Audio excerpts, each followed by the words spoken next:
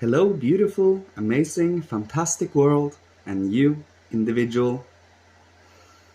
Today, I would like to speak a little about we are closing in to the times where our values and our actions and our inner being will reflect our outer countenance. It already is doing so to high degrees today, but mostly in, let us call it, micro expressions. Whatever you immerse yourself every day by day with in thought, emotions, and will, is what you are feeding yourself.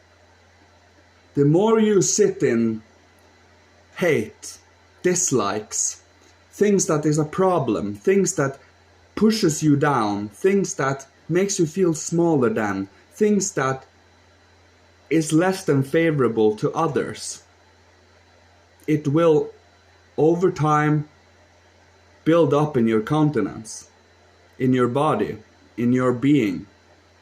It is karmic, and we slowly but surely over time, with every action, with every deed, with what we immerse ourselves with every day, is starting to change our outer being. Because our outer body is made by our inner faculties. It's made by our inner ego. The ego has clothed itself in different bodies.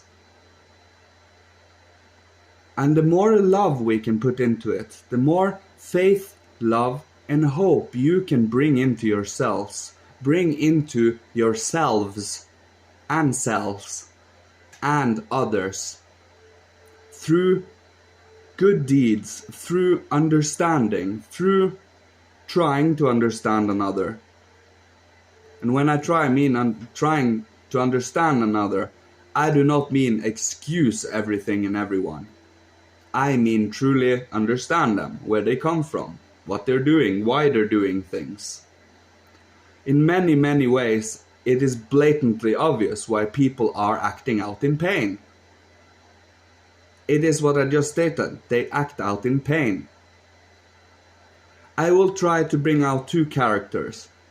One human being is constantly striving for, aspiring for something great within humanity.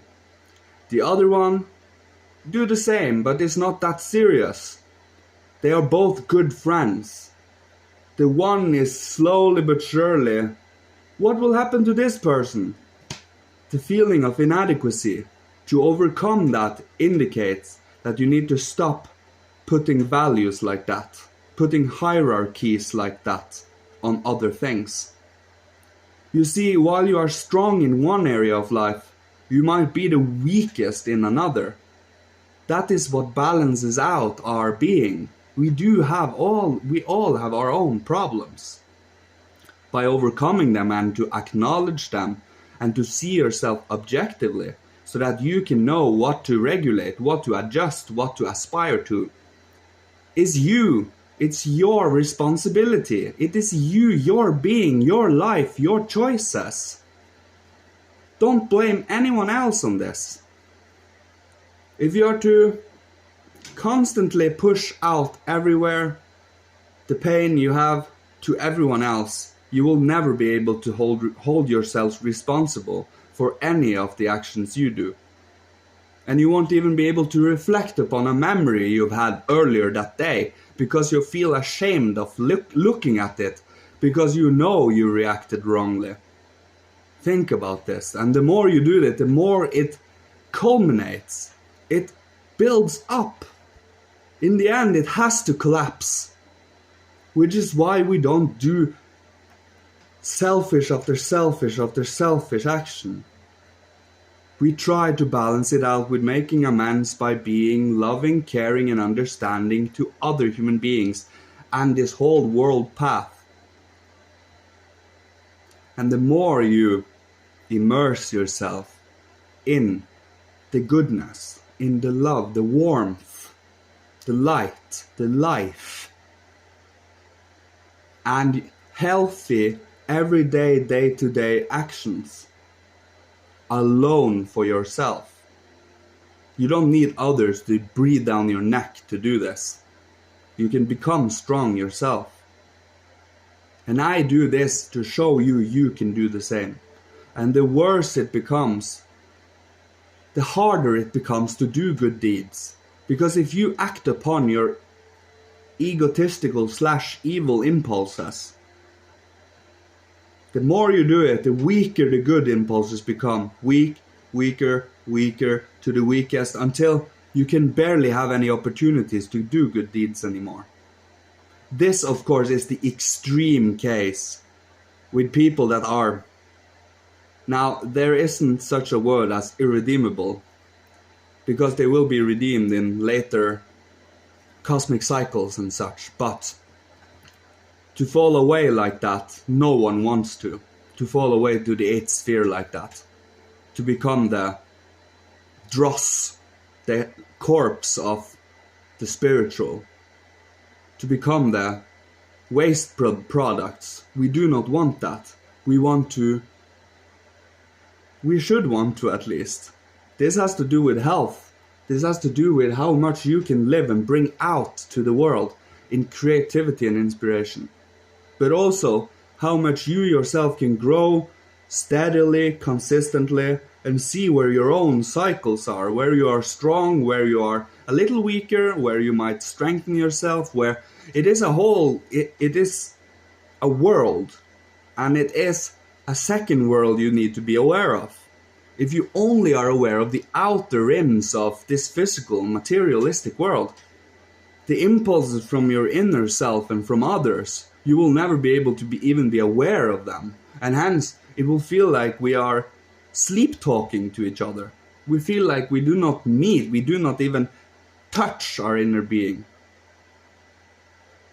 That is why we do what we do. I am showing you the consequences of this, but I'm also showing you the care, love, and the, not rewards, but the grace from doing this.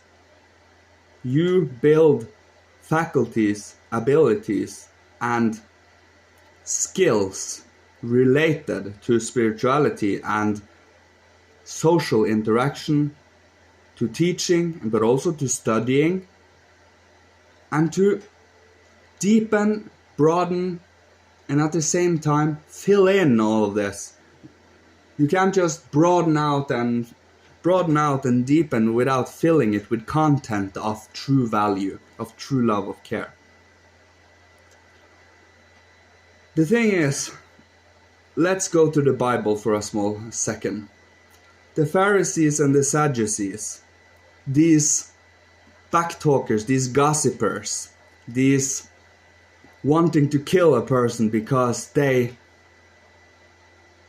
is someone that believes in something else that also is true, and it brings other people in, and then they start to scheme. They exist today because they haven't moved an inch in their life. They haven't evolved 1 millimeter. They are still here, the Pharisees and the Sadducees. So be aware of them. And also, if you do spiritual work sincerely, this is my tip to you. Go with a basis that the whole world might just be against you. And still love what you do, because then you have accepted your work. Then you know, because you have done it through examples, through experiences, you see that it is good, you see through experimenting. Not because I believe it is right and I just go do it. No. A lot of damage has been done doing that. No, this requires true, honest, objective, loving, caring actions to really be aware and to know if we do, and to try to get a grip of if we do a damaging action or a loving action. We have choices of this kind. Instead of letting ourselves just go in one stream, act, react like a fish, we do walk consciously, Something happens, we absorb it, whoa, oh, that was a whole lot to take in, and then we reflect upon it to integrate it into our being. Then you become more than what you were.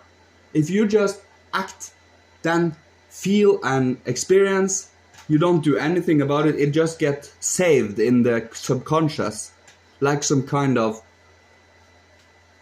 you barely experience the experience, but you have two ways of experience the experience. You experience, then you use your inner world and meet that experience with your opinions and your feelings and joys and meld it together.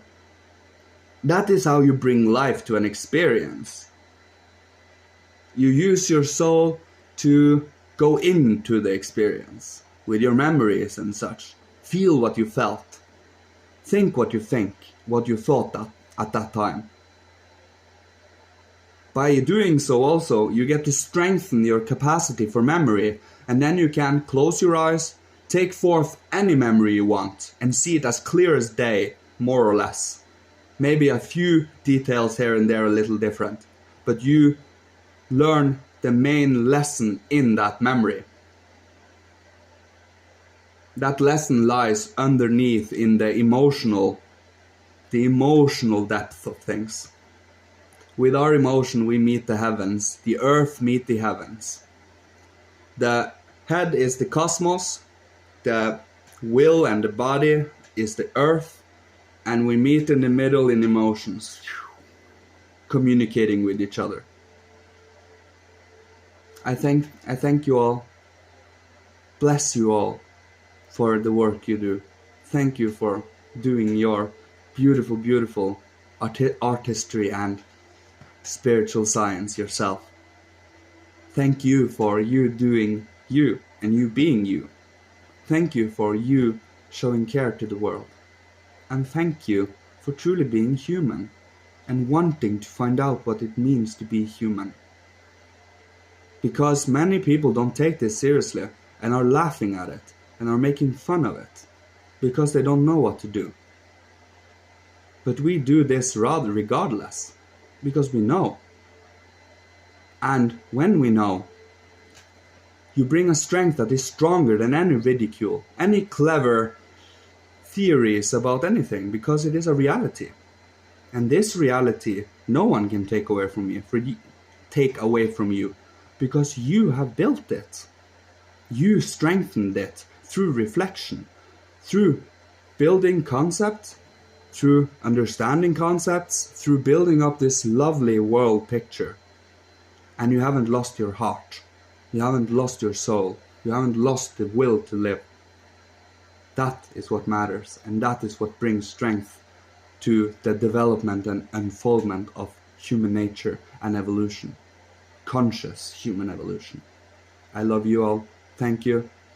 Bless you. Goodbye.